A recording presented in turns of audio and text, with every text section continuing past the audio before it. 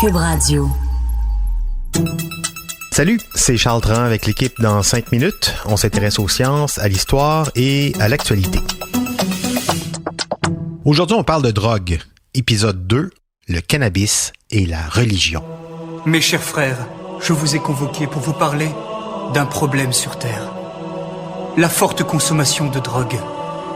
Mais que faire, Jésus ? Vous allez descendre sur Terre et ramener une drogue différente. Nous les goûterons toutes et nous déciderons ensuite comment agir.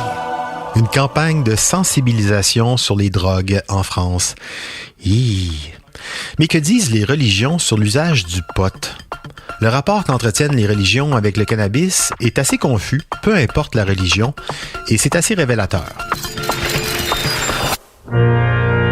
Bon, d'abord, que dit la Bible sur l'usage du cannabis? Tu ne fumeras point?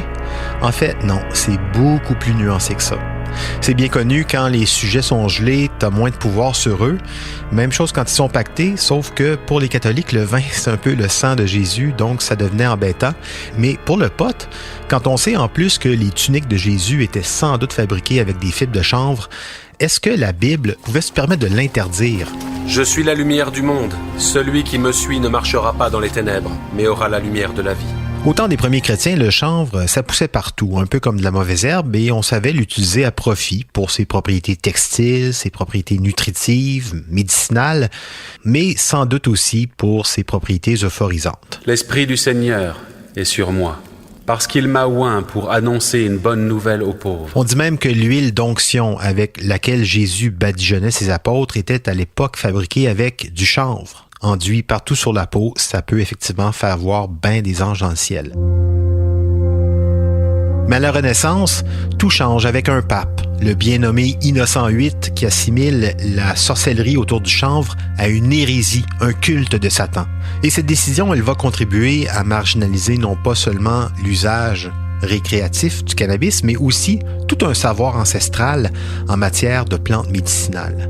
En fait, aujourd'hui, dans le christianisme, il y a 2 courants de pensée sur le pot.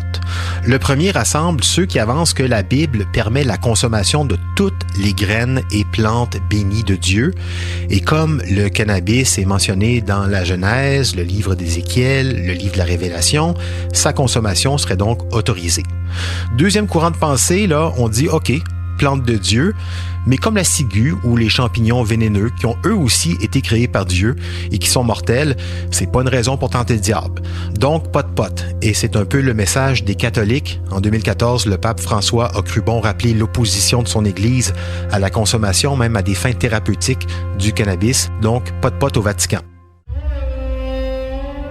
Chez les musulmans, le Coran est assez clair, pas d'artifice, sobriété obligatoire. C'est en terre d'islam d'ailleurs qu'a été dictée la première interdiction concernant le cannabis. Au 14e siècle, un émir interdit la culture de cannabis en Égypte et condamne ceux qui sont pris en train d'en consommer à avoir les dents arrachées. Aïe aïe. Mais ça reste quand même un sujet délicat dans plusieurs pays musulmans, au Maroc, en Afghanistan, au Pakistan, des pays musulmans soit, mais gros producteurs aussi. Chez les bouddhistes, on est encore plus nuancé. Pour eux, la seule manière d'atteindre la plénitude, c'est en ayant un esprit clair, c'est-à-dire à jeun. Mais c'est négociable. Le Dalai Lama est un homme de son temps. Il s'est prononcé en faveur d'un usage médical du cannabis, peut-être parce que Bouddha lui-même aurait fait un jeûne de 3 ans avec comme seule nourriture une graine de chanvre par jour. Oui, c'est aussi nourrissant le chanvre. Pour les Juifs, enfin, c'est assez complexe, mais en partant du fait que le cannabis est une plante cachère, propre à la consommation, donc on peut supposer que c'est l'une des religions les plus permissives avec cette plante, même chez les hassidiques. Cela dit, la Torah est claire sur la question, pas le droit d'en fumer, même si, sur la tombe du roi Salomon, il y avait, paraît-il, quelques plants de cannabis, sans doute pour des usages thérapeutiques, parce que c'est vrai, Israël est un pays pionnier en matière de cannabis à usage thérapeutique. Ce que je retiens de ça, c'est qu'en général, et sauf exception, tout est dans la modération et le bon usage. Même les religions en apparence les plus strictes ont compris ça, au moins dans l'usage thérapeutique du cannabis. Parce qu'un esprit apaisé, c'est un esprit sage. C'est pas moi qui le dis, c'est Bouddha. En 5 minutes, c'est terminé. Prochain épisode, on s'intéresse à la prohibition du cannabis au Canada et aux États-Unis.